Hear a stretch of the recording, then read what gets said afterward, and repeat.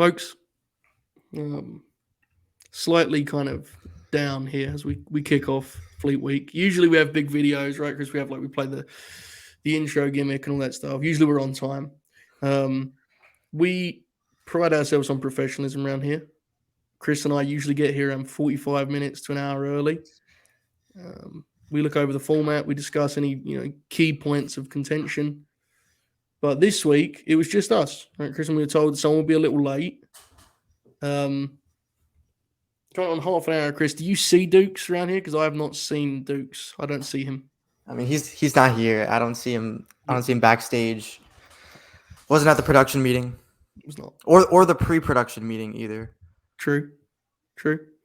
No Dukes. Now I want to be clear here, folks. Very often we will dunk on the famed Tope Suicida man.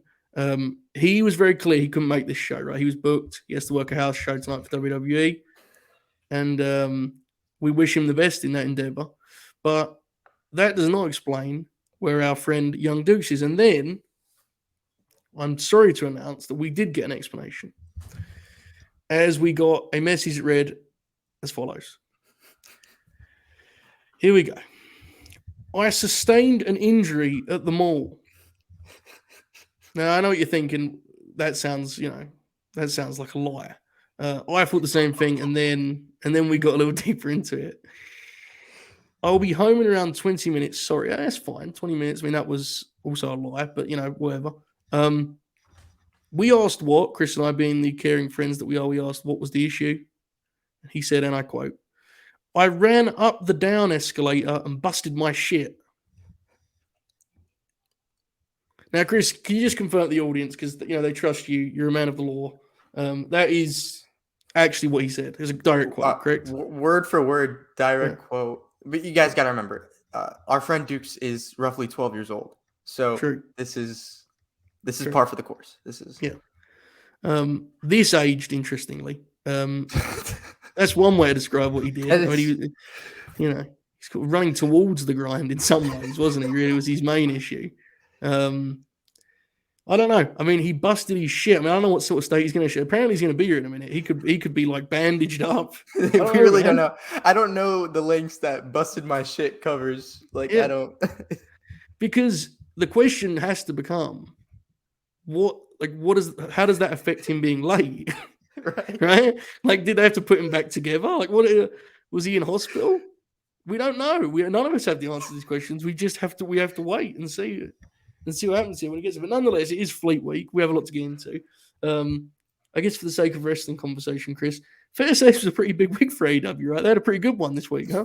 Fair to say. I mean, wrestling in general, but specifically AEW had a great week. Very fun, to say the least. Yes, they had 4 TV broadcasts, or 4 hours of TV, I should say. Dynamite Rampage and the extra Battle of the Belts. We got a Jeff Jarrett double header, which one of the titles for this video is Jeff Jarrett Appreciation Society, which I'm sticking to my guns on. So we have that to get into. We have the TNT title change. We have much to explore. And you know what? While we're waiting for our friend Young Dukes, we'll get into it, because you can always catch up when we get to, of course, the famed vibrator segment. Let's quickly have a look at the chat. Interesting question here. Does the third page of Larry Bird have to change his screen name after Skip Bayless doing bad tweets? What do we think, Chris? I think that's above my pay grade. I do. I don't think that's fair. I'm still a young lion. I just came back from excursion. You told me strikes weren't stiff enough. I had to go for 2 weeks. Absolutely. Yeah, I don't know. It does seem bad, doesn't it? I would say, depending on how hard it is to handle the Twitch screen name, I would suggest a suspension of the name. Like, maybe leave it for a couple of weeks, and then we'll see where we stand with Skip. Because I think Skip can redeem himself. He just should probably not interrupt his co-host when they are making their return to the national television show that they're on. Will be my suggestion. So, third page of Larry Bird, it's your call ultimately. I would suggest a suspension, and we can revisit this topic in a couple of weeks on this very program. So, hang in there, pal.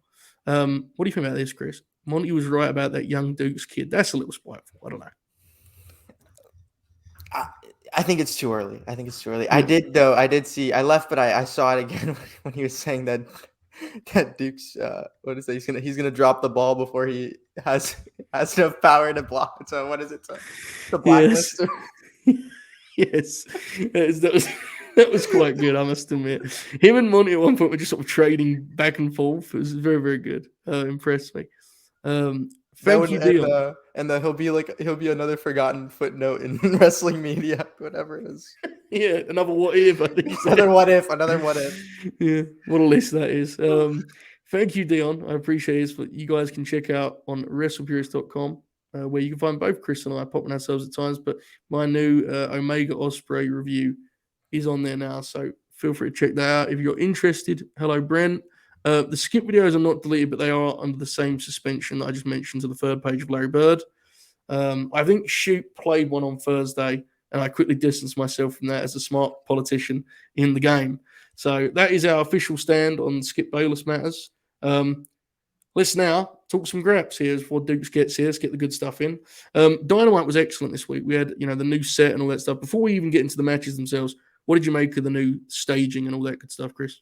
I loved it. I know there's a lot of people that aren't fans of the whole like LED setup in wrestling nowadays, but I was a big fan of it, and I think throughout the show they showed how much of a difference they really took advantage of the lighting, especially too on the stage. Right off the bat with Ricky, like he came out, and obviously that's him. I mean, Ricky's a star, but he seemed like the center of attention of this program. Right off the bat. So yeah, no, I enjoyed it. I thought throughout the week, seeing the new, screens for everybody and presentation of entrances is really fun. I liked it so far. Yeah, I think I agree. It's not like my preferred style, but it looks big time. It looks slick. You know what I mean? Like it looks like a big time show. So I think in that sense, it's a hit. I still think it's kind of weird how the bright stage contrasts with the just simple in ring part of things. Right. Which is not an issue. I think it's probably better than going like full toy set. But they're talking about in the chat too. The announce table shots were incredible. Yes. That was very, very cool. They also had the shot.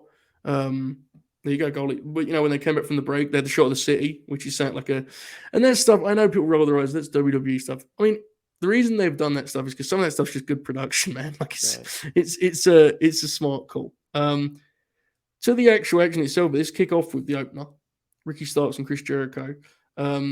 This one had a lot of crowd heat. Place was rocking for this, which wasn't a surprise by any means.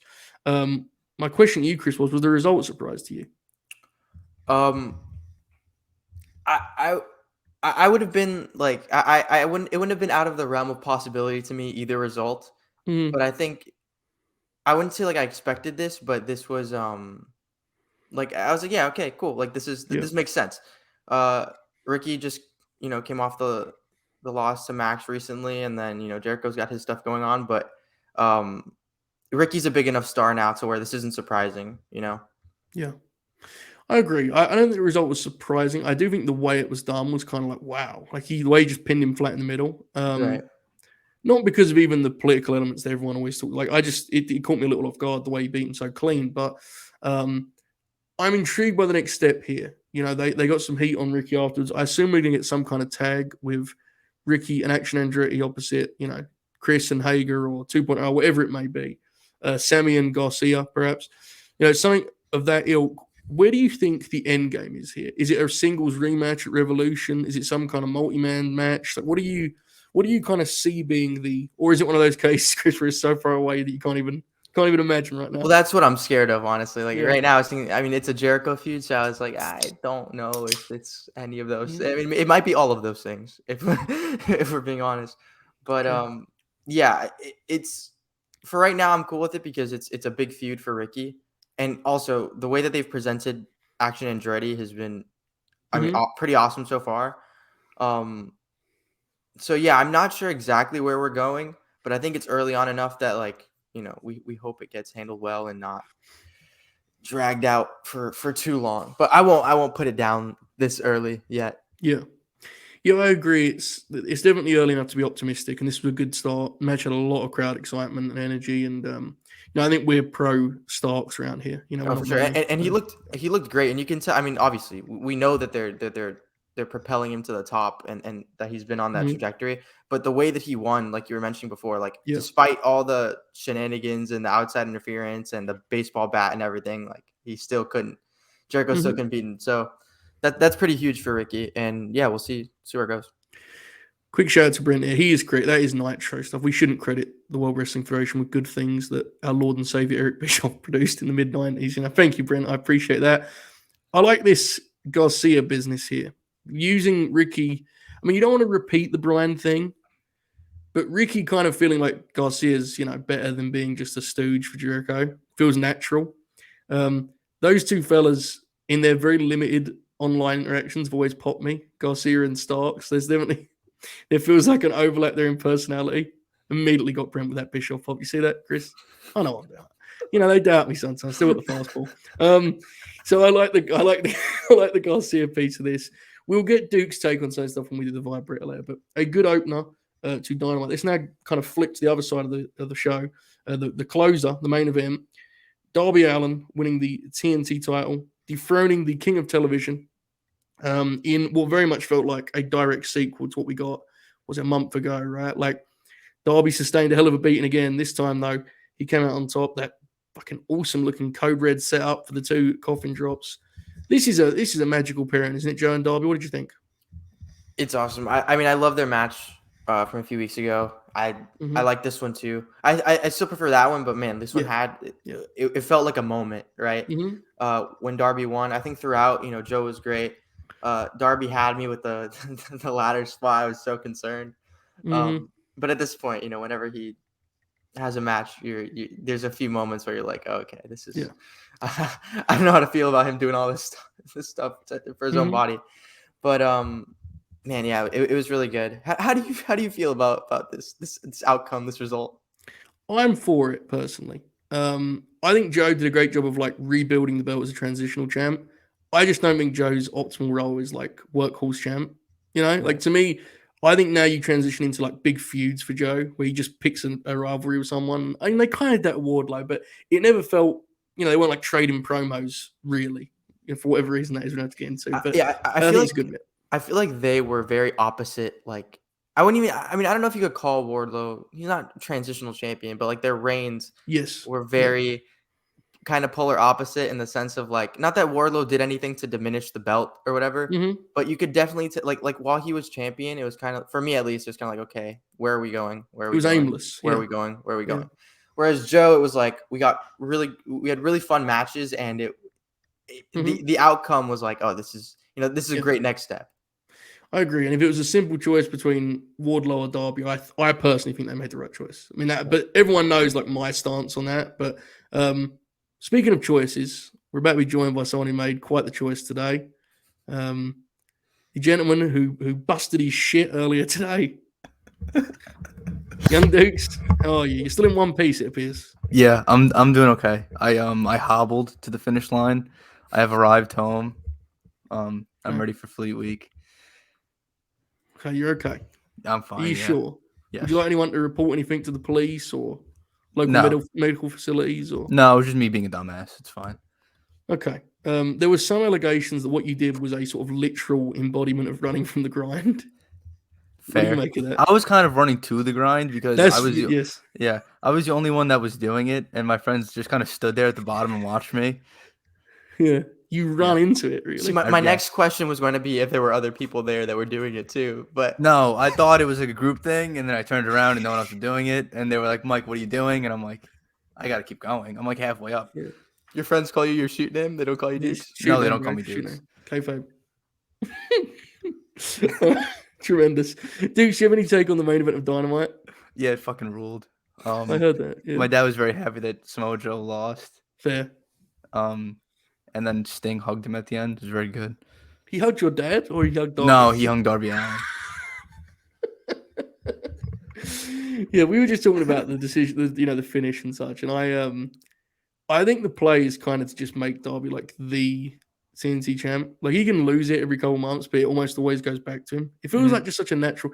I mean, we're going to get into it here later, but he had an immediate fucking like banger title defense for this thing 2 days later. I mean, it's just the role for him. So, yeah, I think this was a hit. Dynamite bookended by quality, no doubt. There was some great stuff along the way too in the middle. At this point, we will pivot towards the Jeff Jarrett Appreciation Society segment. We're going to just talk about both matches here as like a body of work. You know, like if you do a Godfather podcast, you're best just talk about 1 and 2. There's no point splitting them. They're so kind of intrinsically great together. Some people doubted Jeff Jarrett. I didn't. Here he is making Jay Lethal entertaining, kind of. They're opposite the Acclaimed, who have become like a legitimate world-class act. They've had 2 matches this week. One was a no-holds-barred match, allegedly. I think they had a combined like 23 minutes across these 2 matches. And there are multiple things I remember from both of these. Jeff Jarrett, in the first match, had 2 of the great AEW moments ever. I'm not doing a bit. Number 1, his dance behind the referee's back when Billy Gunn got ejected. Yes. Lock for greatest moment in AEW history, contender.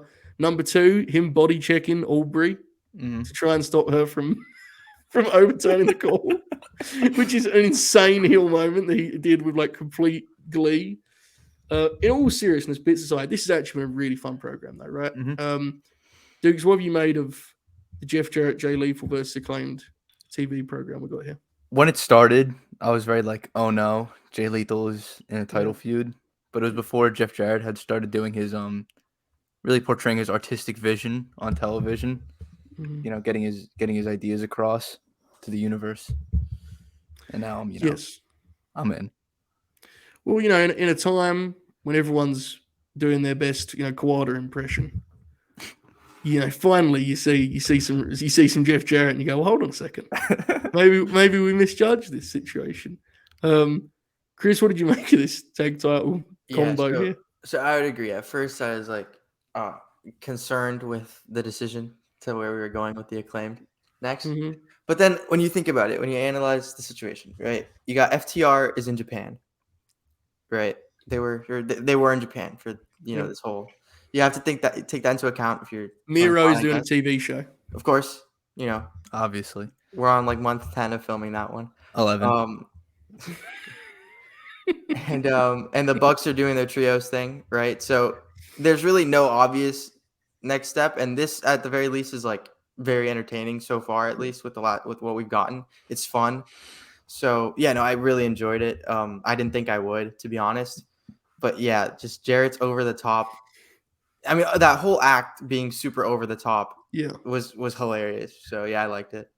Sonjay was something else, man. When he put the referee shirt on Friday, I mean, that was just real jumping raps. around. Yeah, it's horseshit. Like, genuinely, it's horseshit American wrestling. But because no one does horseshit American wrestling anymore, like, it feels fresh, you know? Yeah. The issue was 15 years ago that just everything was that. So it's like it's just, you know, a cycle thing. Also, Jeff is in objectively the correct role for his whole career, which is like mid-card stooge and not Ric Flair impressionist. and that the whole act complements the Acclaimed really well because they're obviously like they're at their core, it's a funny act, and they got the daddy ass and the scissoring and all that stuff. It works well. And they offer like millions of potential dunks to the Acclaimed, so they will always look the cooler team, like easily without it. Like Max has so much material to work with, you know. I mean, come on. It's a natural fit. Like no jokes here. If you don't like Jeff Jarrett, I get it. I understand. But I do think this has been effective in the sense that they are such pure heel counterparts to the Acclaimed that it's just kept the momentum rolling on the tag champs. And look, it's not, you know, necessarily something for Dave's spreadsheet, but I think we'll enjoy this. We'll remember this stuff fondly. I mean, the crowd certainly loved it. So, also, quick note, the crowd's response to the fake title win was unbelievable. Like, my heart sank. I slouched down on the couch and I was like, oh no. Yeah. And the way that the heels sold it too. Looking at the sky and shit, like finally. It's good stuff. It is what it is. The rematch. Which match do you prefer? The second one. Second one was more outrageous. I right? like the second one. Yeah. Yeah. Second one, Chris. What do you think? I Second don't or know. first, The or- finish to the first one carried. Like, it was so funny to me. Just Yeah. you're right. Like Fair. the reaction to them winning, like they won the finals. Like, it was Yeah. just awesome. The funny. second one was an insane spectacle. There was so much going on. When Satnam got hit with the guitar and like Oh, kind of no screamed. sold, but also sold. I screamed. I didn't even know how to He's just describe it standing- either. Yeah. He like a tree in fucking the awesome. wind. He was sort of like, and then they just double choke slammed. Oh, it was beautiful. Mike Posey got choke slammed. Oh yes, and They dunked on Mike Posey too. They were like, Yes. he hasn't been on TV. They did. so was the bit there that we hadn't seen him since FTR Briscoes? I think so. Yeah. What if that's Oh, just I his didn't even gimmick? catch that. I didn't catch that at Every all. every match he gets just shit on. Yeah, because the thing is, he may have been there between, but the last thing obviously I remember was he run the razor for the fucking the dog collar match, and it's like, what if his gimmick is he whenever he referees, he's gonna get the shit kicked out of him in some way or another. Like, it's the law, you know. It's I posing. like it. Can you imagine explaining that to JR before like Rampage and him getting really mad about it? That'd be something. Someone said, yeah, Goldie said up here, need this desperately. Need the Jarrett team opposite the famed FTR, who we don't talk about a lot around here, but that would be awesome. Jeff and Dax is really what I need, to be honest with you. You know, that's the juice there. I always do, to be clear, Cash Wheeler's fucking awesome. You know, I'm not understanding that, but who is an objectively funnier opponent for Jeff Jarrett? Dax Harwood. Like, I mean, that's just it. Absolutely. That's life. You know, it's the games we play. I mean, it's hard. Factual. The American Dragon, Bryan Danielson, was at home here. He had a sprint with Tony Nese.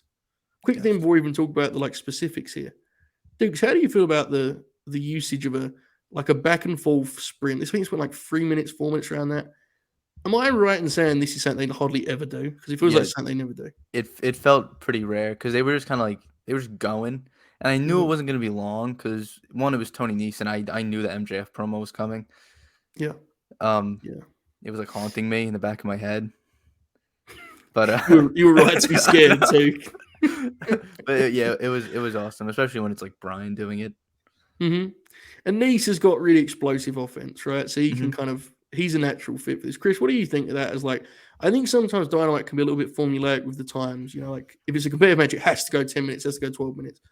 Here you saw, I think this actually did a lot for Nese, and it was only a couple minutes long. What did you think?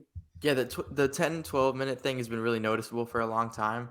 And I think, yeah, like, regardless of how good two fighters are or how, you know, lopsided it is, like, there's going to be short fights, there's going to be long fights. And this was just, you know, it felt like it was something to get Brian out there kind of for the crowd and, you know, have him have a quick little match. And it served its purpose, I think. I mean, it was fun, it was quick.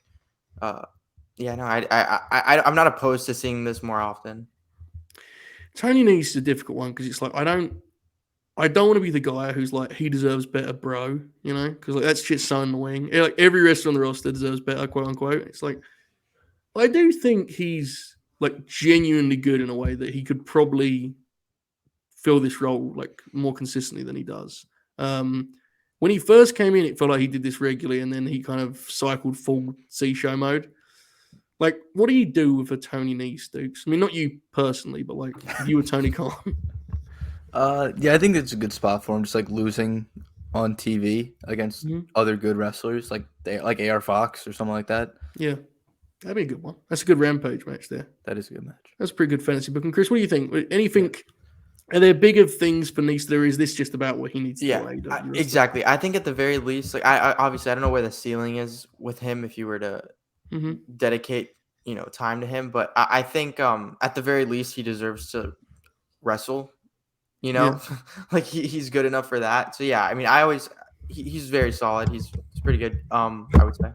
And yeah, no, I think this is about the right spot that you put him. I think at the beginning, the way they were using him, like in this kind of spot, I agree. That's probably the right way to go with him. Yeah. Quick question here from Don't Have an Out. He says, so what is next for the Acclaimed? The Guns, question mark, or the Lucha Bros off the Death Triangle drops the Trios belts? Are they going to have a program, do you think, in between now and the Pape? It feels like they may just kind of chill and be in the background somewhat. FTR is the pay-per-view match, I think we all agree. So what do we think? Chris, what do you reckon for the Acclaimed coming up here? I think, I mean, I don't know.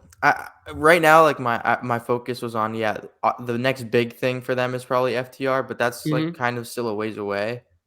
Yeah. And then I really wouldn't want them to stretch something from now to then, especially if it's FTR, because I'm not sure how like they're not like crazy over the top that you could span that over Mm-hmm. this many months. But yeah, probably something. I mean, probably something quick like they just came off Yeah. of. I mean, it's not like they had something quick with the guns, kind of. They just did this one pretty quickly. I think they can fit one more in. I just don't know who it is. It's hard because I think the natural solution is the guns, right? Like I think you do when the guns beat the FTR. Doing it again. When guns beat FTR, my assumption was they were going to get the title match after Jeff and Lethal, and then it would circle back and FTR would go. But the guns have not stopped talking about FTR. So like, I don't think they're going to get a title match and then wrestle FTR. It feels like FTR are going to come back and beat the guns, and then we're going to. Mhm. So, Dukes, what do you think? Is this kind of one of those deals where they're just going to be slotted into something else for a couple of weeks, or what do you reckon? They should wrestle Hook and Jungle Boy. Well, they could, Just do it on Rampage. but but Hook's undefeated. Jungle Boy can get pinned. Well, hold on. The Jade Cargill law. Undefeated in singles action. Yeah, I don't know how Taz He won't feels lose the about that. title. Have you asked Taz? No, I haven't. I should ask him. Yeah, He's gonna quote tweet me though. I don't know. that would be awesome. Actually, It would. Lucha Bros is definitely a good one. It depends what you expect to happen next week. Really, I mean, I know there's Dave had one of the great Daves ever this week where he said they don't know yet who's going to win the series, which shout out to him. We'll see. I'm not confident either way right now. This is pretty good. Top Flight as a one-off is pretty good. I like that a lot. You can maybe give them a win on like next Rampage and then just have them wrestle for the belts on the Wednesday after, because you don't have to. Not all of these matches needs like a lengthy explanation. They could just be title matches. It is hard because we have got some time to fill, right? Like, because as you said, Chris, you wouldn't want the FTR program to be like a super long program, especially because it's baby faces and it'll be interesting. We'll see. As I've said 1,000,001 times, they are not exactly stacked on the heel tag team side, and like I think we'll kind of see which direction they go here. Maybe it'll be the Kingdom. Yeah, there you go, the Kingdom. There you go. Yeah, and Bennett just had a really good showing, so yeah, that'll be interesting. All right, let's circle back to Brian here. Dukes, you mentioned the segment, the impending doom that was the MJF segment. Yeah. I want to be clear before we get into this. There was good stuff in this segment. Like there was a good segment within this segment, but fuck, there was also a lot of bad stuff. And the issue to me appears to be that MJF's like natural form plays into like Brian's worst like instincts. And like the one chink in Brian's kind of armor is that he can be kind of goofy in these segments and do like SmackDown talking segments. That sure happened here. So we have 2 months ahead of us. So before we get into the step they basically announced. Dukes, was this as bad as you feared it would be? What did you make of this talking segment? No, because I don't think it was like bad. I don't think. Yeah. It was just so long. He just keeps talking. Like As it's in so much. circles. It's so much filler. That's just like not like the last 5 minutes of it was awesome. It was fine, but I didn't need the whole like. I mean, it popped me at first, but then it kept going for 10 minutes, like the whole mom joke thing. Yeah, It was like 10 minutes. Just not needed. Yeah, I don't know, man. MJF's capable of so much. So when you see this, it's like, like this is so. It's so annoying. It's Shane Douglas. Wait till you see the vibrator. Oh, okay. Well, hopefully that cosigns what I just said and doesn't disagree. Yeah. Chris, what do you think of this talking segment here with Brian and Max? Yeah, definitely a little long. I think like in this feud, I like the fact that it's like not shying away from that. Brian's so cool with making his way, like getting up the ranks and stuff and earning the shot. But man, like Brian's promos, I mean, obviously, I feel like MJF had like the kind of worse, part of this, but Brian's whole like he just screams thing and just like yells loud is not my cup of tea. The mom jokes were very, I don't know. It's just it's a lot, especially because Brian's very like dad jokey a lot sometimes, Yes, yeah. and then you mix that with the yelling. It's not. Factual. Yelling dad jokes. It's just not my thing. Yeah. And again, he's like my favorite of all time, and I can't. There's nothing I can say. He's very up and down for me. I think part of my issue with it here was that like this is supposed to be a hated, like a real heated feud because Regal got killed. R.I.P. It was a weird one. I mean, the fact that they've got 2 months to fill, I would hope they kind of put their heads down and come up with some ideas. Speaking of such, Chris, are you in or out on 60-minute Iron Man? So in. I couldn't be more in, actually. My God. Me Couldn't be more in. Oh, my God. You're just all in. No concerns. No. About the match itself, no. At all. Actually, that's the best way to put it. About the match, I have no concerns. The youthful optimism of you fellas. I'm with you at heart. There are some scary things going around the head, Like, my only concern would be, and I say this as I regularly think, said Brian's the best wrestler ever. So my only concern, when he sometimes does the bit, and Matt's talked about it before, where he just like shows it like this is the match I'm going to wrestle, and it's like the audience will take it if they the Jericho match an hour. Out. Yeah, like if they work the match for 25 minutes of an hour draw or whatever, like an hour, whatever they're going to do, because I think there's a good chance they do the overtime bit because that's fuck. They are. Like to be clear, I want to be very clear about this because we have 2 months to discuss it. So I'll establish my place here. I don't have any questions about MJF's work. No, I think he'll be fine. Him being so like infrequently in the ring and putting muscle on as of late does make it a little concerning, but I still think he'll be fine. As a famed sicko and nerd, I am excited to see what this looks like. It pops me from like that perspective. I'll just say I think it's very bold. Very bold, Fair. With how they do pay-per-views, I think it's a very, very brave move. What is the longest AEW World Title match they've done on pay-per-view? Because we were looking at this the other night off the air, me, Bobby, and Matt, and it was like even Hangman and Kenny was 25. Yeah. They've very seldom have they veered into even like beyond half an hour from what I can recall. So it's going to be really interesting. Packing that on the end of a 4-hour pay-per-view is going to be it'll be intriguing. But I mean, it's Brian, right? It'll be fine. All right. We'll have time to talk about it over the coming weeks. For last thing I want to kind of highlight on Dynamite, because the women's tag, we're going to talk about the more specific pieces of when we get to Battle of the Belts. Swerve and AR Fox, we kind of talked about Nice's role earlier. AR Fox is doing a hell of a job thus far, right? Since coming in. I mean, he's like the perfect example of someone who's giving them good TV in defeat. Mm-hmm. He got a little cred, obviously, with the top flight win that he wasn't like necessarily involved in, but still, he got the check. This was a really fun match. Dukes, what did you make of Swerve and AR Fox? I really liked it. I actually thought it ruled. They just kind of fucked each other up for like 10 minutes. It was awesome. Yes. It's very explosive, fair to say. Yes. Right? Very explosive. Death Valley Driver on the apron is fucking crazy. Fox takes some insane bumps. Yeah. Really insane bumps. It's kind of amazing because I remember that was a discourse with AR Fox like 10 years ago was he's going to have to slow down on the bumps because it'll be tough for him to hang in there like this, and he just looks exactly the same. I don't know, man. That shit has no rhyme or reason at this point. Chris, what did you think of Swerve's homecoming match, I guess, right against AR Fox? Yeah, so this match I was kind of away from the TV, and I wasn't watching with my dad, right? But he texted me. He goes, "The beginning of Swerve versus Fox. Wow." And I said, "Wow, good or wow, bad?" And he goes, "Wow, wow."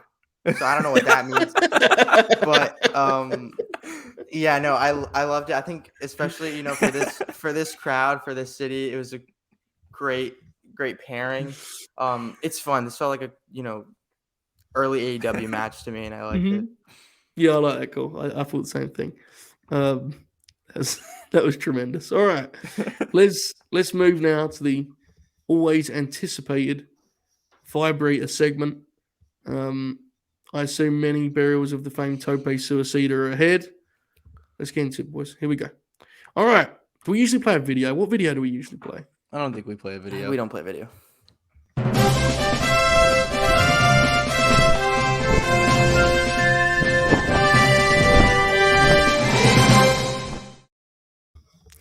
All right, so the vibrator here for Dynamite, January 4th.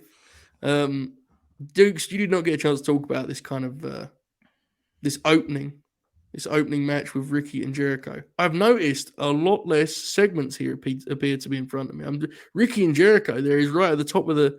Was that a conscious decision, boys, to kind of streamline the vibrator? Well, this is all me. I'm gonna be honest. Oh, Tope Suicida was not involved in the vibrating this week. He just kind of made. I just sent him all the stats, and he just made the graph. hmm. He was Look, this he's taking some just time. get out there. Has he signed a contract with NXT You or know, not? which NXT? Are we allowed to say? I don't know, man. Like, I don't think he needs to show off about on getting his new house in Paris or wherever he is. Yeah, he's going to England. It's a little much, but good luck to him. Okay, nonetheless, so this was all you, Dukes. So you liked the Ricky and Jericho match. I said we have above good vibes. A very solid open to the program. Yes, I had a fun time. I thought the part where Daddy Magic hit him with the bat was actually really cool. Mm-hmm. I thought it was well done, and then I actually thought that would be the finish. Me too. Until I remembered that I said Ricky Starks was going to win, and then I was validated because I was correct again.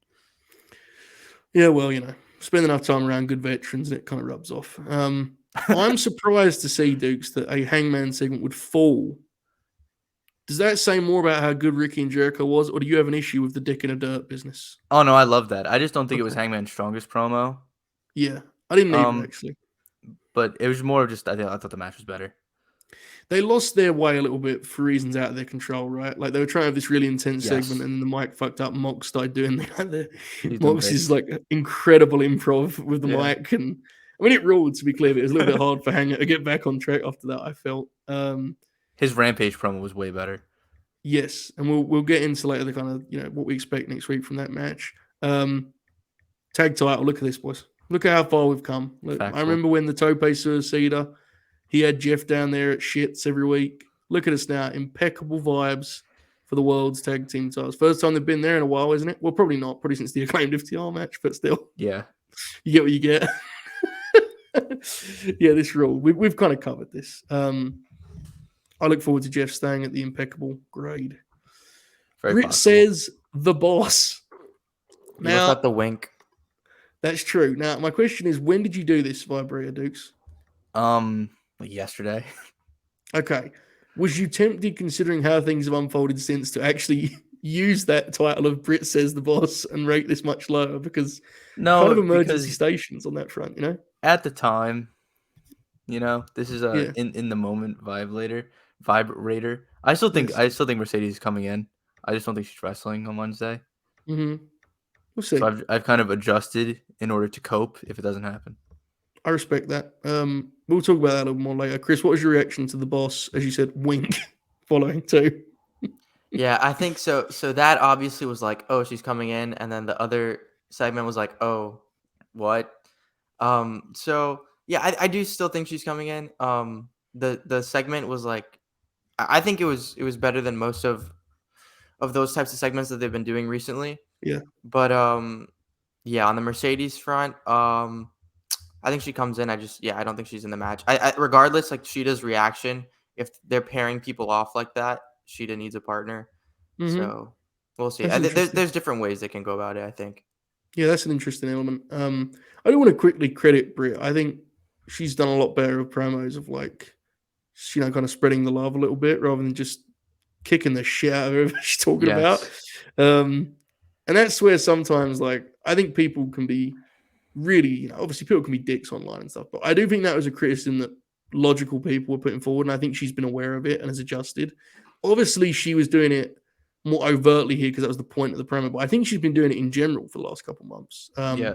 Also, yes. Jamie Hayter was on the screen, so it cannot fall below good vibes. Yeah. Well, you're a big fan of the Brits. Some of them. Yes. So, but no, I like the act a lot, and actually, I think this direction they took with her, talking about the homegrown talent and stuff, I actually was pretty interesting. American Dragon television sprint. We stay at good vibes. We kind of discussed this earlier. Any temptation, Young Dukes, to even go higher with this? I mean, this was an American Dragon, Bryan Danielson television sprint, brother. Yeah, it just kind of kept the momentum of the show going. Mhm. But again, it could not. I didn't let myself get too fired up because I knew what was coming. Indeed. Here we go. The franchise MJF promo as we plummet to ironically, a mid rating. Wow. How the mighty have fallen, huh, guys? Look at that. Yeah. Mid. Again, like not bad, but it's mid. It's fine. It's all mid. right. It was mid. It happened. How the tables turn. Okay. Take that. Maxwell Jacob Friedman, television ratings killer.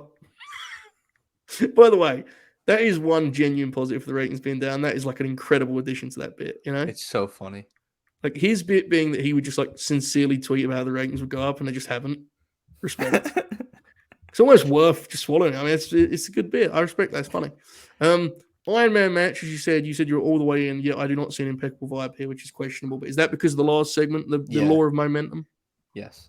Okay, good job, boys. All right, we move to our two. Lucha Underground lives, which is one of the highest rated things on this show, actually. Are we big Lucha Underground guys or something? No, I just know that I haven't even seen the original match. I just know what happened before. And the match popped me. I liked it a lot. Well, I respect that very much. That one came in pretty big. If you didn't tell me, I'd assume Tope Suicida had his fingerprints. Now I know he's a big Swerve stan. There's no way he's watched Lucha Underground. No, but because it was Swerve, you know. Yeah, that's true. Yeah, I mean, you remember when he wanted to rate the affiliate segment impeccable? That was embarrassing, that wasn't it? It was sad. It was a new low. I almost went to Philadelphia to fight him, or wherever the fuck he's from. I don't know. France. Manchester, England. Yeah. Not so mystery partner revealed. I'm stunned that this is so high. I mean, even when I thought initially it was like a curveball, but even still, that's a high mark for what was, kind of weird. Yeah, the promo wasn't great, but I very much enjoyed Sheeta being angry in the background, which means she's gonna be a heel soon. And Christy co-signed this. What do you think? Yeah, I was gonna say I didn't think it was good either. For it to outweigh the weirdness of it. I gotta be honest, boys. I'm looking at pop, but bad. I think that's wrong. I mean, that's fair. That's very fair. I don't think it was that bad. I didn't say it was. I said pop, but bad. Yeah. Pop, but bad to me is like I enjoyed this, but I concede. I don't think it was long enough for it to be to kill the vibe of the show. That's fair. Momentum. I always forget the momentum. FT RIP. This actually was genuinely good. The Guns have developed into a real TV act. This feud's done a lot for them too. More specifically, are we excited for the rematch? Gun Club FTR 2 or 3, wherever we're at now. I think it's 3, and yes, I'm excited. This segment was very funny. Mm-hmm. They did the Shawn Michaels where they hit FTR's music. They did do that, yes. They actually got the people too, which I know. Got me. God, my God. And you was on the air for their match in Tokyo. I said no way. That fucking rules. And there was no way. Chris, you said you like more into the Guns now as a genuine television actor. Yeah, absolutely. I think they've developed really nicely, both as characters and in ring. I think Austin specifically has been really good because I was kind of not. I mean, to me, he's always had more promise than Colton, but I still saw I'm not so sure I'm sold on this guy, but he's really stepped up a lot, and I think they're really entertaining. So yeah, I'm really excited to see the next match. And I think Colton Gunn was 37-0. All right, at one point, let's not disrespect one of the longest running undefeated streaks in AEW. His look here was incredible, man. He genuinely looked like he was at he looked more to me. It was more wedding. Yes. like best man speech after a few drinks. It was good shit. And I said it on the review show, but when Austin was like, I have some things to say too, and Tony Schiavone goes, please just email it. It was a good segment, Tony was man. in fucking rare form tonight. He was awesome. Yeah. During the Bryan MJF segment when Max was gonna accept the step, he goes, "Do it, dumbass." Yes, he did. Yeah. I don't know, man. I think the new stage really did something to Tony because he flipped the switch. He flipped the switch on that show that like he was kind of coasting for a little bit last year, but here I don't know what happened. Also, Top I think 30, it did bro. something to JR too, because on Rampage, he was on fire. Well, he gets excited for the double headers, you know, like his That's quote true. where at the start of Battle of the Belts and they explain this is like, you know, hour two, he's like, this is what every wrestling fan dreams of. And I like, and they immediately cut to a Kip Sabian graphic, and I was like, God, what an incredible thing to say. What a time. Beautiful. Baddie's Law here, still above Pops, doing pretty good. Simple question on this one. Is Red Velvet actually going to win the TBS title, or is this just like the latest version of that match that we've seen before? I have no idea. I really wanted to be Willow, but I wouldn't be mad if Red Velvet beat her. It makes sense. I don't know what they're doing, man. Yeah, it's kind of weird that she came back and immediately they went into this. Like, I have no issue with it because I like Red and I'm happy for it to be a singles, but it feels like there must be some kind of plan, right? Like, I don't know. It's a weird one. Again, we'll talk about Jaden Sky more when we get to Battle of the Belts, folks. Hold tight. No holds borrowed. One of my favorite things on the show. I forgot. That was another great AEW moment that Jeff produced. He's incredible. I love him. No holds borrowed is fucking awesome. And then we close with the Impeccable Vibes doubleheader, King of TV dethroned, and the Stinger hug. Of course, referencing Sting's hug with Darby Allin, not with Duke's dad. No. What a great way to close the show. Really triumphant feel, wasn't it? It was very, very celebratory. Great stuff. All right. That was a pretty successful vibrator, if you ask me, folks. Good show. Doing well, yeah. I enjoy it. I like Fleet Week. All right. Here we go. Let's put this overlay back on so Matt doesn't text me saying abusive. And now, he doesn't watch this. Well, you'd be surprised. Takes notes on all the shows. Part of his EVP role. No fucking way. On to Rampage. In what was probably, I'm looking really closely. I think this actually was my favorite match of AEW's week. Blackpool Combat Club opposite Top Flight. It has been a while since Brian and Mox teamed up. This was the original, version of this act. This is the latest piece of this kind of TV program in which they've elevated Top Flight. This was unbelievable. The Psycho Knee rebound deal was like genuinely got me on my feet. This match was fucking, and best of all, Darius looked incredible. He was laying his shit in. Big time hit. Chris, what did you make of the Combat Club opposite Top Flight here once again? It was awesome. I wanted, when it was happening, I was like, this is one of my favorite matches in a long time. And then I was like, wait a minute. Kenny Ospreay was Wednesday. I gotta calm down there.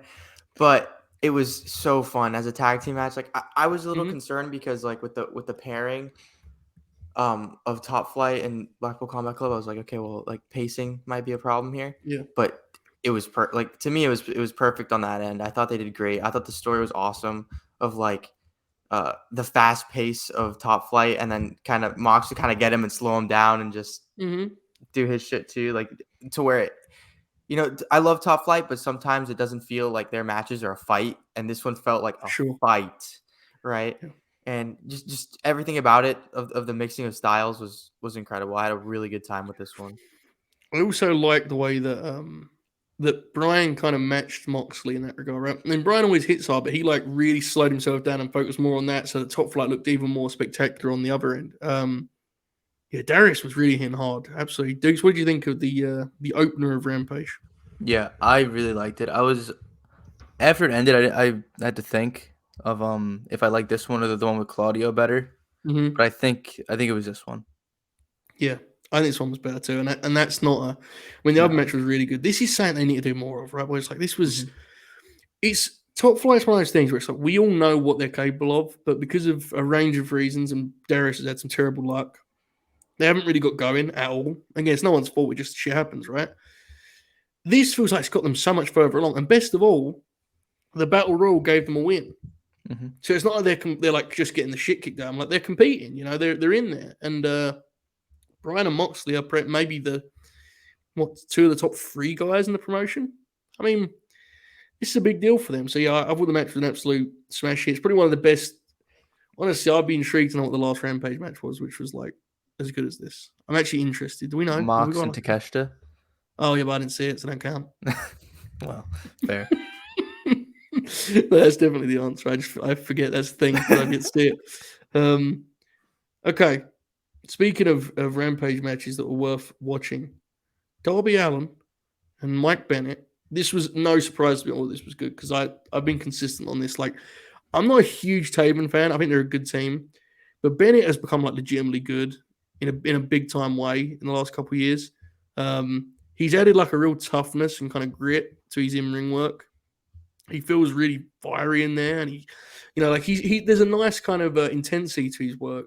Darby obviously has good matches with everyone, but I thought this was a really big showing for Bennett. I think I saw earlier they got like 10, and it felt like he really maximized those minutes. Chris, what did you make of the Rampage main event?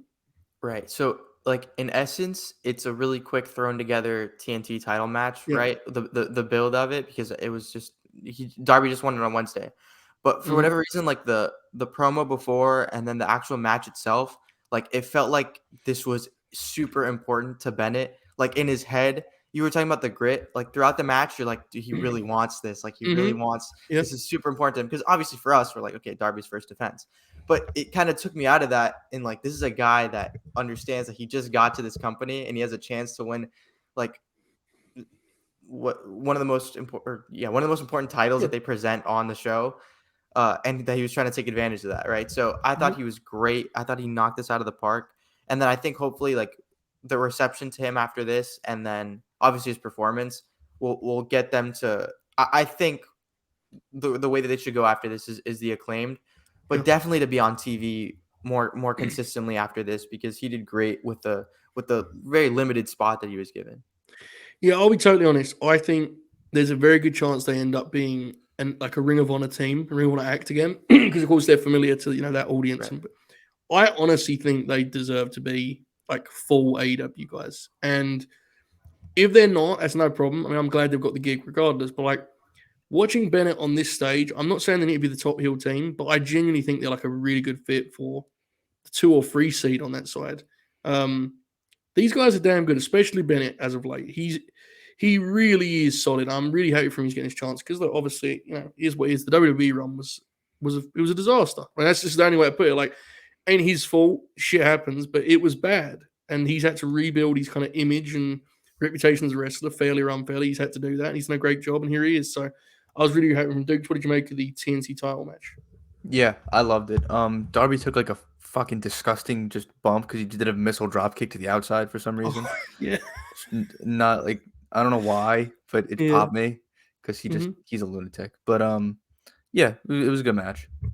They also did the Russian leg sweep spot to the floor. Remember that one from the apron? That was tremendous. They weren't the only good matches on Rampage either. Britt and Jamie opposite the Renegade Twins. Renegade Twins are an act that I've like seen sparingly when they've been given TV.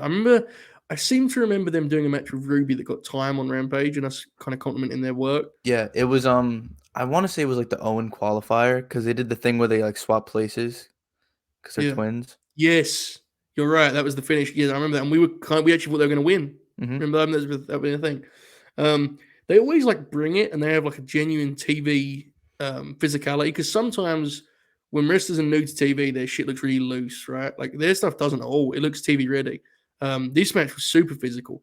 Structurally, what an interesting match too. They kind of did like the Renegade Twins kind of lent into the fact that the crowd likes Britt and Jamie. And like they kind of give them a hot tag, but then they kind of baked in a Renegade Twins hot tag. It was a really like uniquely structured match. And I don't mean that as an insult. I thought they did a really good job of it. I really like this one. Chris, what did you make of what felt like a big shine here for the Renegade Twins? You're muted. Yes, yeah, bro. Oh. Owned. Shades of Bing Bong after a long intro there, folks. See that? I can see he was cooking. Did you see Chris, the energy in his face? He was excited to put it over, man. Yeah. Fuck. So yeah, I thought it was very unique feel. Like you said, I can't think of another match that was that I can think of that was, that has this kind of dynamic to it. I've seen the Renegades when they've been on TV, and I don't think I've like really loved them, but now this was like night and day to me when I saw this. I think they've developed greatly since the last time I saw them, and yeah, the way that they handled the crowd is behind Britt and Jamie, and Britt and Jamie got like dueling chants for each other kind of at the beginning. Yeah. Yeah, I thought it was really great. Hopefully they can, keep it up, keep improving, and keep getting like kind of this spot, and then who knows later. Yeah. Well, if they do the tag title thing, they're going to be like a huge, that's going to be huge for them if they do it. Right. Dukes, what do you think of this match? And then more specifically, this dynamic of Britt and Jamie is kind of interesting because the natural play is that Britt turns, but it's like there's got to be some temptation to have them just be a babyface act because how long have we been saying that Britt should be a babyface now? Like it's true. In some ways, it feels like you're going backwards to kind of go away from that. So anyway, first, what do you think of the match, and then kind of more broadly that dynamic? What do you think? The match I thought was really good. I like the Renegade Twins. They've been good like every time we've seen them, like you said. And Jamie's entrance music, oh my god, it's so good. She like walked to the ring. She was like headbanging. Her hair was flying everywhere. It was hilarious. The crowd was rocking for this, which is like, but that's like all I need for a match to be good in my eyes is for the crowd to be hot. I like very easily get into it. And I think this team is kind of awesome as baby faces. So do I. They're just they're over. Yeah. And also, and I don't mean this as like a slight, I don't mean this to knock Britt as a single, but she's like genuinely good as a tag wrestler. Like as a singles, even when she was rolling, she was like inconsistent. She's very, very seldom anything other than like really good in these matches. Like, because I know the easy thing to say is, well, of course she's good in these. She's teaming with Jamie. Like, I mean, her performances are good in these matches. Like, it's really it's an interesting spot they're in because I have no problem with them wanting to do the feud, and if they do it, I'm for it. But it's like it feels like they've just kind of got going with them as like we've spent so much of this act waiting for the turn. What if they're just an actual fucking babyface team and the crowd loves them? Like, yeah, I don't know. Also, it would help those belts tremendously if they were the first champs, wouldn't it? I mean, that would be a pretty big deal. So intriguing for sure. Also, another thing that I forgot to say because I kind of got thrown off a little, but they're like a lot of times in these matches where it's kind of got that like squash feel of who's gonna win. It doesn't feel competitive. This one, like the Renegade Twins were hitting them so hard for sure, but it definitely kept you in. So I think they're great, and yeah, I think it's gotten to the point where like the Britt and Jamie act is so good that I think you can just leave them together. Yeah, I agree, and I think maybe that's what the Shreyas segment was actually trying to achieve. Right, it was trying to create that kind of homegrown versus I don't want to say ex-WWE, but the big signings, that kind of idea. Battle of the Belts. The main thing I want to talk about this, because we already talked about Jeff, and we will talk about Kip and Orange, but the main thing I want to talk about is Jade and Sky Blue, which like was genuinely a really fun match, but more importantly than any of that shit, had like an all-time great AEW finish. One that if the rest of the match was bad, it would have made up for it, and the rest of the match wasn't bad at all. It was like fun and well worked. Jade, while as a character feels to me stagnant, I think her work has been pretty consistently solid in the last couple months. And I'm not. I say that with a little hesitation because I can't remember necessarily like match for match. I'm getting old, but like the last couple of tags, I think she's looked good in. And I will say it felt to me the best thing about this match was this match got some time and was really fun, and it didn't feel like it was reliant on smoke and mirrors or shenanigans or like it felt like they just could have a normal match, a nice match, and it wasn't like a oh my god, hopefully it turns out okay. This was a really confident, kind of performance and moment for the belt. I like this a lot. Dukes, what did you think of Jade and Sky? Yeah, I think Jade's more recent matches have actually been good because I've noticed a trend that her matches just seem to be better when she just goes to the outside and beats the shit out of her opponent for a little bit. Yeah. Instead of just like getting the heat in the ring. She's like goes outside and throws them around, and it's like much better. And Sky Blue is improving a lot. To do my best Tope Suicida impression, she's very good, and she has gotten good very quickly. She's putting the work in, unlike some others. Oh, come on. I didn't say it. I didn't say it. I did say it. I did say it. Some of those queens are not slaying, all right? I'm just saying. Tremendous stuff. Chris, what did you think of this one? Yeah, that is great. A lot of times I get really annoyed when they clip something and then the next day it's just all over my timeline and I have to keep scrolling. But this time, the next day, like every single time I saw it, I watched the full clip because it was like for the finish, it was so good. I thought Sky Blue did an awesome job. I thought that the match was going to be shorter than it was, just because that's what I expected from the position that it was in. But I had such a good time with it. I think that we've been talking about it recently, how strong the division's been feeling, kind of since Tony Storm picked it back up a little from where it was kind of stagnant. And I think that they've kept doing it. Jade, obviously, yeah, like, as you said, I think she's gotten a lot better in ring, and that she's showing that. I just think that the issue is that it's been a long time. Yeah. And that it doesn't feel like creatively, it's gotten like any more interesting than it was before. It's also gone through like a bunch of different like versions now, right? Like we had like Smart Mark, we had Stokely, we had the baddies without Stokely, and now like it feels like the baddies is not really gonna be a thing anymore because she kicked Kiera out and Red's left. So it's like then it's just Layla Gray, and it's I mean that's cool and all, but I don't know that's a team you're gonna run regularly. Great question here. Dukes, who is allowed to wear a backwards hat in wrestling? JJ asked. That was such stupid fucking discourse. I know we don't talk about discourse in the show, but like, yes, who is actually original in wrestling? Nobody. Shut up. Well. It's so stupid. Yes. Now I know that conversation. Who cares? The Fiend's pretty original, Dukes. Yeah, originally stupid. Oh, got his ass. If I can owned him. All right. Speaking of original, Kip Sabian was up next. And, yeah. Well, no, you know what? In all seriousness, it would have popped me a comment and said this sucked. I actually thought this was pretty good. I thought the finish was like a genuine hot finish. Like it's the people were rocking for this. Kip is. I will say this. Kip is more over in the buildings than I gave him credit for, and I've ignored it. That's true. I don't really know why. I'm not going to investigate it, but I do think that's true. So I thought this was pretty good. I think Orange is obviously great. I thought Kip did a good job. My one thing would be, I don't know where you fellas stand on this, but like, Kip is good enough to not do as many bits as he does in his professional wrestling matches. I support bits wholeheartedly. I'm for the bit. This was a lot of bits. And I understand they were given a lot of time to fill, but I just thought it actually kind of undercut what he can do. And I'm not saying he needs to wrestle like he's at Bowler, but you know what I'm saying? It was just a little much, I thought. But nonetheless, Chris, what do you think of the Battle of the Belts main event? Yeah, I thought it was good. It was fine. I think Kip is like just good. Like I think he's solid. Well, there you go. I know, hot take. Strong words. But yeah, I enjoyed it. I thought obviously like I thought it wasn't the strongest thing on the night for me, but to say the least. But yeah, Reese vindicated. I'm sure Reese enjoyed it. I enjoyed it. He did. Overall, I think it to me it was strange to cap the night off with this, but it was harmless.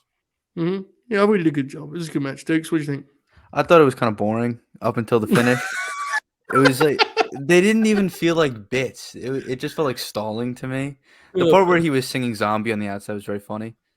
Yes. And that was about it. But there were some great JR-isms in this match, like when the best friends ran out and he goes, "It's the friends," and then True. and then the end was with 2 orange punches. He goes, "A double dose of orange punch on the rocks." Oh my, he's on the rocks too. Yeah. That's slick, bro. It's good shit. It's so good. The chat appears even divided on this. I don't know. I thought it was pretty good. We all told Reese sucked when he came in the voice chat like the night after. Bro, he must have loved this match. Like, if I thought it was pretty good, he must have been like 4.5, 4 3. He was like, "It was great, mate." No, I don't know what you were on about. It still has on Cage Match. I'm sorry, boys. At one point, he said in the chat, "It's kippening." All right, that's a little much. Let's calm it down. All right, here we go. Boys, we don't usually do this on Fleetweek, but I'm intrigued. I'm going to set the line at a 7. Over under for Kip Sabian, Orange Cassidy. What do you reckon? 7. What was the line? 7. I'll go under. I think under too. 6.8. Pretty good though, right? That's pretty good. Well done, boys. Good job. Jeff Jarrett, of course, got a 7.51, but he's a good wrestler, so you can't expect him. You can bump that up to an 8. 9.2. All right, let's look towards next week here before we get out of here. It's a big week next week. We'll just talk about Dynamite because that's more than enough, quite frankly. Let's talk about the elephant in the room. I want to credit the Don't Have an App Man for now. For now, because our young lions are still, they're confident regarding Mercedes, but they don't have an Ant-Man said Mercedes would not be coming into All Elite Wrestling. I do not know the situation. Sure feels a whole lot less, less likely now. Doesn't mean it's unlikely, to be clear. My kind of emergency stations moment was Dave's so firm stance. And I know everyone dunked on him, but Dave's, he's seen a flat pack or two in his time. You know what I mean? Yeah, he's seen a poison rana or four. He knows the game. He's very stern, very firm in his stance. So I don't know what's going on.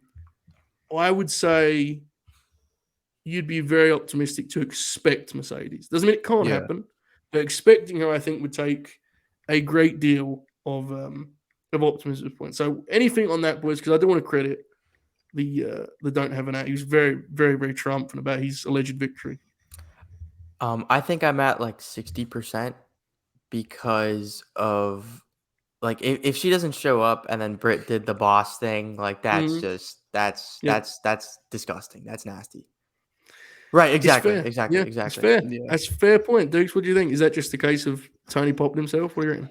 Yeah, I think he wanted to do a red herring with the Tony thing, and I think it was different than the type of red herring we were all thinking. He was like, "What if I just don't put her in the match? Then they really won't see it coming." And he's like, "Got him," which isn't good, but it's very Tony Khan because it's dumb. I think she'll come out after the match. They've promoted it so little, man. I know, but the boss thing is she winked at the camera. I mean, you're not wrong. I mean, that's kind of crazy. What I think about it, I don't know. A lot of people in the know are still very confident too. Some of Dave's stuff on that was incredible. Someone in the match told me. He said I spoke to someone in the match. Respect. And then Brian Alvarez had to cover his ass because he didn't speak to someone in the match. He meant someone in AEW, but just misspoke because he was all flustered because Brian didn't believe him. That was so kid on the playground. It fucking ruled. It's such a human moment. I'm telling you, man. We'll see, folks. I think obviously, as good as AEW's been recently, the evidence would suggest that commercially they could use the boost that Mercedes would bring. I think it kind of goes without saying.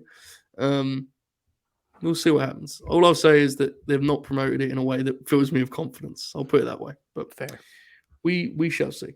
John Moxley and Hangman Page. Simple question, this one, boys. Who's winning and how? Chris. Hangman. Duke's good lord. I agree, actually. Clean? What do you think? Clean. Buckshot. 1, 2, 3. Actually, 2 buckshots. Because he said he's got a double barrel waiting for him. I mean, so what does Moxley do after Hangman beats him clean? Retire? Maybe he gets all mad. They want a rematch. Texas death match at Revolution. Very, very interesting. I think Franco is right. And it's going to be very polarizing. I think they're going to do something with the concussion. I've read that. It's been so central in the build, To be clear, I'm not saying they should. I just think they've been stressed about him getting cleared so much. I could see that being involved in the finish, like a referee stoppage, We'll see. We're excited for the match, though, fair to say, right? I mean, oh yeah, it's been a lot of fun. Two of the top guys in the promotion, I think. The Rampage promo, his pre-tape was awesome. Absolutely. I'm intrigued by. I'm trying to think of what other finishes they could do now. Now I've started talking about it, because I don't actually think either guy is going to win just flat in the middle. I just don't. So then you kind of start, because this is just, to be clear, unless I miss it, this is just a normal match, right? Mm-hmm. I think so. Do we think this is main eventing, or is the ladder match main eventing? No, the ladder match has to. Yeah. Someone's gonna die. that feels relevant then, right? Because this is probably gonna open.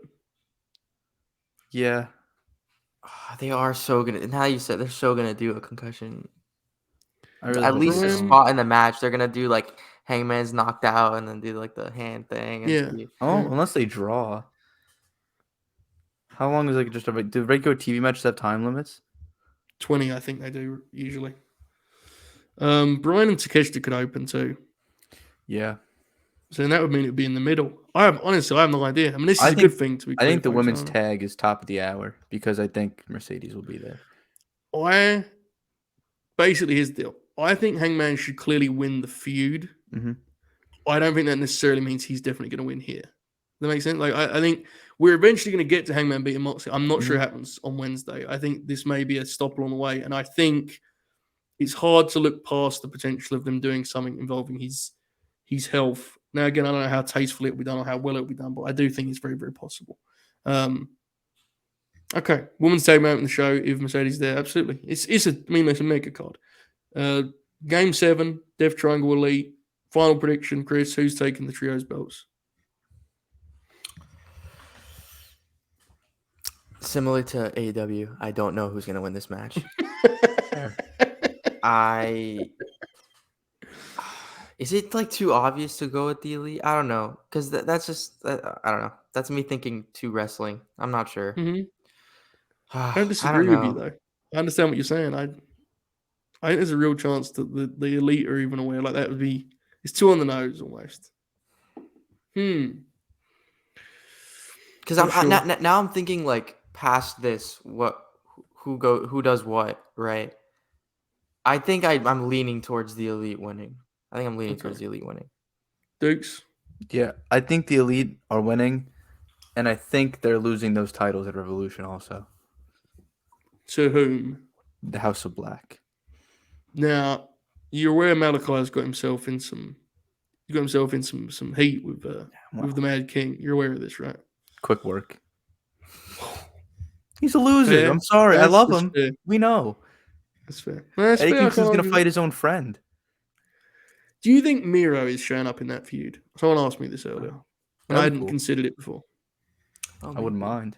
Because the last time we saw Miro, he was randomly attached to a trios feud versus the House of Black. So him coming back to do the exact same thing would kind of be hilarious. I'd respect it. That's just his role on the roster. He's just the third man if you want to fight the House of Black. We hopefully will get something good in that feud because I think thus far it's been kind of absurd. But we'll discuss Malachi in more detail when we have to. We'll leave it there. All right. Brian and Takeshita. Scale of 1 to 10. Dukes, how excited are you? Impeccable vibes. Oh, I've already locked it in. Impeccable vibes, Chris. Locked in. Yeah, it's gonna be hard to change our minds on that. I think even if it's bad, well, it can't be bad. It can't even be. if it's okay. Fuck, dude. It's levels of good for a match like this, right? Yeah. It's like the worst version of this match is one that gets only like 10 minutes and it's still like a 4-star match. It is what it is. Bryan Danielson is an absolute sicko. He has had ideas for this man since he's seen him. The forearm exchange spot is going to be... I'm not ready for it. I'm really... That might have to be its own notch on the vibrator, to be honest. Oh, wow. That's interesting. I don't think we've ever done that. Cutting up a match. We've for sure done that. We've done it with promos, actually. I don't know if we've done it with matches. Forearm smash, impeccable vibes. It just stays there. Yeah. Just to distinguish how great it was. Yeah, that's interesting. All right, I respect it. Okay, big week ahead of us, folks. The Dynamite Grin Along will be back on Wednesday. Manny and I watching the big time episode from the forum. It's absolutely stacked. It's a pay-per-view card based on TV, so please join us for that this Wednesday. Dukes, do you have anything to promote? Any final words? No. Everyone that was worried for my health, I am okay. No, let's not pretend people were worried, Dukes. Listen, I got some messages. I'm not going to say from who. I actually believe it. There's some pretty nice people that watch these shows, you know. There are. Believe it or not, I know, you know. A lot of pieces of shit also. Dukes is going to be okay, folks. We're going to just hide him in a couple of trios matches, you know, a couple 8-man tags. He'll be back out there working the opener before long. Don't worry about it. Chris, anything else to say? I'm praying for Dukes. I hope he pulls through. Thank you. Watch Fleet Week. I usually do.